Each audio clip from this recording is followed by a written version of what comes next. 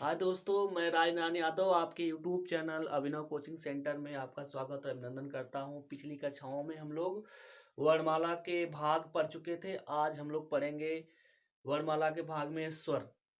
स्वर के विषय में पढ़ेंगे। बिना समय गंवाए हम लोग टॉपिक को आगे लेकर चलेंगे। स्वर स्वर क्या होता है? स्वर की परिभाषा स्वयं राजन्ते इति स्वरा। ये संस्कृत परिभाषा है। स्वयं राजन्ते इति स्वरा। स्वयं का अर्थ होता है खुद और राजन्ते का अर्थ होता है राज करे, अर्थात जो स्वयं राज करे। इति स्वरा वही क्या है? स्वर है। अगर इस हिसाब से देखा जाए तो राज करने का अर्थ होता है दूसरों की सहायता न ले। राज करने का अर्थ क्या हो जाता है? दूसरों की सहायता न ले और उच्चारण के माध्यम से। कैसे? उच्चारण के माध्यम से। अब बात आती है परिभाषा की, बात की जाए इस पे तो स्वर वे वर्ण हैं जो उच्चारण में दूसरों की सहायता नहीं लेते हैं।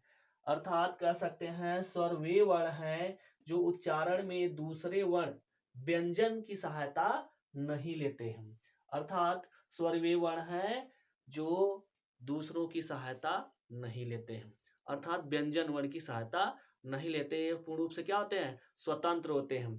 तो स्वर पूर्ण रूप से क्या होते हैं? स्वतंत्र होते हैं, जो स्वयं उच्चरित होते हैं, जो स्वयं उच्चरित होते हैं, जिनके उच्चारण के लिए किसी की सहायता नहीं लेनी पड़ती। हिंदी में कुल स्वरों की संख्या की बात की जाए तो हिंदी में कुल स्वरों की संख्या कितनी होती है? 11 होती है। हिंदी में कुल स्वरों की संख्या कितनी होती है? 11 होती है। ये स्वर हैं अ, आ, छोटी, बड़ी, छोटा ऊ, बड़ा ऊ, री, ए, ओ, औ। वासुदेव नंदन सहाय के स्रोत से है, ये पुस्तक के स्रोत से है। कुल कितने स्वर होते हैं? टोटल 11 होते हैं। 11 स्वरों से मिलकर कुल 10 मात्राओं का निर्माण होता है। 11 स्वरों से मिलकर कुल 10 मात्राओं का निर्माण होता है, जिसमें ये मात्राएं आप नीचे देख लीजिए। आ, छोटी, बड़ी, छोटा ऊ, बड़ा ऊ की मात्रा, री की, ए, ओ, औ। कुल मिलाकर के 10 मात्राएं हैं। और अंग और अ की बात की जाए तो ये न तो स्वर होते हैं न ही व्यंजन होते हैं। ये स्वर और व्यंजन के बीच के कड़ी या योजक कड़ी माने जाते हैं। किनको? अंग और अह को। ये अयोगवाह वर्ण होते हैं। इन अयोगवाह वर्णों को नपुंसक वर्ण भी कहा जाता है। अयोग जो योग न अर्थात बेकार वर्ण भी कह सकते हैं, अर्थात नपुंसक वर्ण के नाम से भी जाना जाता है। किनको? अंग और अह वर्ण को। इस प्रकार से स्वर की परिभाषा थी स्वयं राजन्ते इति स्वर, अर्थात वे स्वर वे वर्ण हैं जो दूसरे वर्णों की सहायता नहीं लेते। अर्थात कहने का मतलब स्वर एक दूसरे पे क्या होते हैं? स्वर किसी पर डिपेंड नहीं होते हैं। यहाँ से एग्जाम में जो क्वेश्चन बनते हैं, अगर बात की जाए कि कुल मात्राओं की संख्या कितनी होती है तो 10 होती है। कुल मात्राओं की संख्या कितनी होती है? 10 होती है। और कुल स्वरों की बात की जाए तो 11 होते हैं। कुल स्वर कितने होते हैं? 11 होते हैं। और यहाँ से एक क्वेश्चन, किन वर्णों को नपुंसक वर्ण कहा जाता है? तो अयोगवाह वर्णों को नपुंसक वर्ण कहा जाता है। किन वर्णों को स्वर और व्यंजन के बीच की कड़ी कहा जाता है? तो अंग और अह के वर्णों को स्वर और व्यंजन के बीच की कड़ी कहा जाता है। स्वर पूर्ण रूप से क्या होते हैं? स्वतंत्र होते हैं। स्वर क्या होते हैं? स्वतंत्र होते हैं। अर्थात इस तरह से जो एग्जाम में क्वेश्चन बनने वाले हैं। अगर आपको चैनल पसंद आया तो प्लीज लाइक, सब्सक्राइब और शेयर करना ना भूलें। आपको हर कंटेंट्स बैक टू बैक एकदम सीरियल वाइज से मिलेगा, जो आपके नोट्स बनाने के भी काम आ सकते हैं। पूरा कंप्लीट वर्णमाला चैप्टर में आपको पढ़ाने वाला हूँ। और इस प्रकार से हम लोग स्वर के भेद पढ़ेंगे।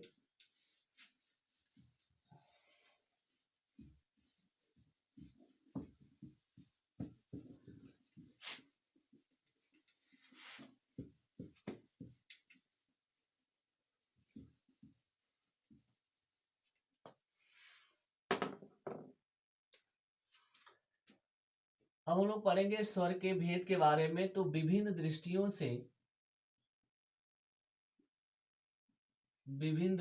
से स्वर के स्वर के भेद स्वर के भेद। तो पहले हम लोग पढ़ेंगे उत्पत्ति के आधार पर। उत्पत्ति के आधार पर स्वर के भेद। उत्पत्ति के आधार पर स्वर के भेद। उत्पत्ति के आधार पर स्वर के भेद। उत्पत्ति का मतलब होता है जिनका निर्माण हो, ठीक ना, निर्माण भी कर सकते हैं। उत्पत्ति के आधार पर स्वर के भेद। अगर उत्पत्ति के आधार पर स्वर की भेद की बात की जाए तो उत्पत्ति के आधार पर स्वर के 3 भेद होते हैं। उत्पत्ति के आधार पर स्वर के 3 भेद होते हैं। लिख सकते हैं, उत्पत्ति के आधार पर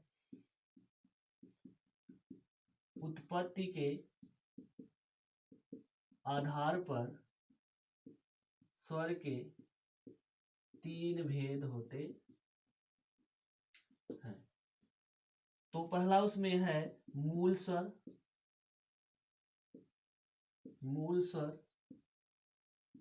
दूसरा है दीर्घ स्वर, और तीसरे की बात की जाए तो संयुक्त स्वर। तो उत्पत्ति के आधार पर स्वर के 3 भेद होते हैं।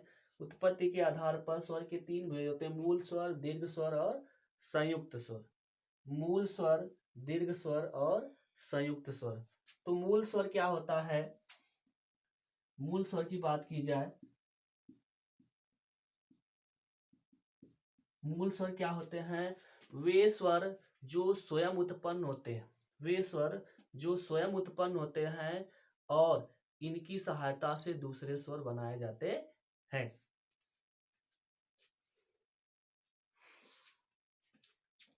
वे स्वर जो स्वयं उत्पन्न होते हैं, वे स्वर जो स्वयं उत्पन्न होते हैं और उन्हीं की सहायता से अन्य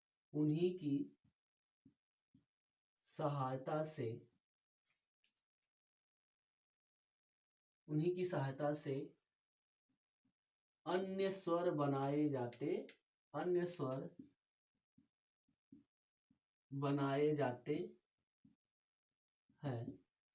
बनाए जाते हैं, मूल स्वर कहलाते हैं।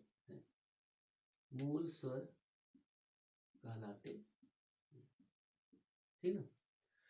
वे स्वर जो स्वयं उत्पन्न होते हैं और उन्हीं की सहायता से अन्य स्वर बनाए जाते हैं, या कह सकते हो वे स्वर जो स्वयं उत्पन्न होते हैं और जिनकी सहायता से, जिनकी सहायता से लिख सकते हैं, जिनकी सहायता से अन्य स्वर बनाए जाते हैं, मूल स्वर कहलाते हैं। इनकी संख्या 4 होती है। इनकी संख्या की बात की जाए तो इनकी संख्या 4 होती है। इनकी संख्या 4 होती है। वो कौन कौन से हैं? अ, छोटी ई, छोटा उ और री। कितनी होती है इनकी संख्या? इनकी संख्या 4 होती है। कौन कौन से हैं? अ, छोटी ई, उ और री। इसके बाद हम लोग पढ़ेंगे, अगला स्वर हम लोगों का है जो दीर्घ स्वर।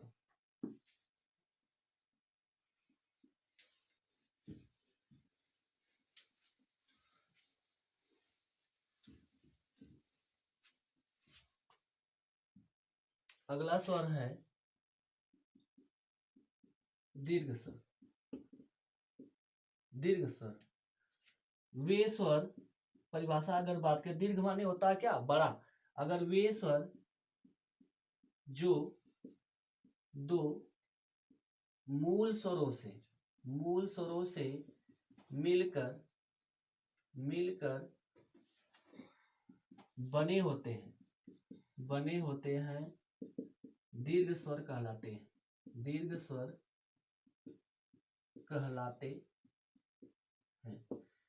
दीर्घ स्वर कहलाते हैं। इनकी संख्या की बात की जाए तो इनकी संख्या भी 4 होती है। इनकी संख्या भी 4 होती है। जैसे अ धन अ बराबर आ, ई धन छोटी धन छोटी ई का अगर जोड़ेंगे तो बड़ी बन जाएगी। उ धन उ बराबर बड़ा उ, और री धन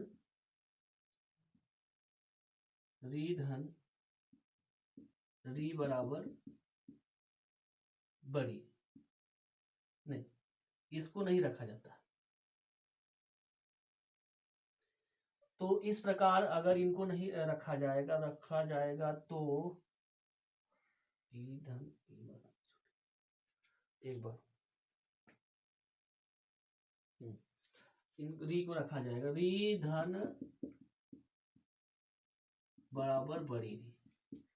कभी कभी री को हिंदी ग्रामर में री को नहीं रखा जाता है और इसको संस्कृत व्याकरण में रख दिया जाता है। तो यहाँ पे अगर इसको रखा जाएगा तो दीर्घ स्वर वर्णों की संख्या कितनी हो जाती है?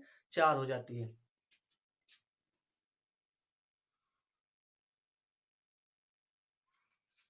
दीर्घ वर्णों की संख्या कितनी होती है? 4 हो जाती है।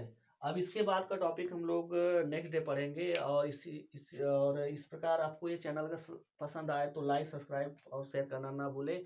बहुत बहुत धन्यवाद।